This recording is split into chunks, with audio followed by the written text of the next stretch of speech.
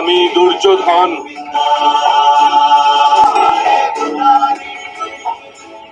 আর আমি অর্জুন। সেটা কি রূপে সম্ভব মাধব? আপনার জন্ম তো অনেকে তাদের জীবদ্দশায় দেখেছে। আপনার মাতাও এখনো জীবিত, যার গর্ভ থেকে আপনি জন্মেছেন। আপনি চিরন্তন আর অবিনশ্বর কি রূপে হতে পারেন? তুমি কেবল শরীর দেখছো, আর আমি আত্মার কথা বলছি। আমার অনেক জন্ম হয়েছে পার্থ, আমি অনেক অবতার রূপ ধারণ করেছি,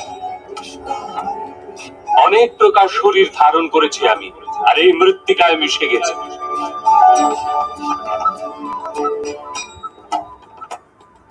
আর আগামীতেও আমি বারংবার জন্ম নেব।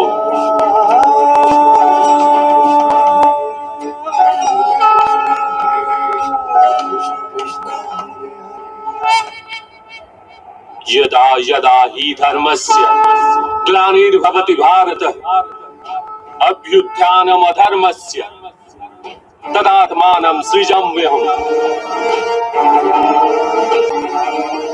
परित्राणाय साधूनां विनाशाय च दुष्कृतां धर्म संस्थापनार्थाय संभवामि युगे युगे।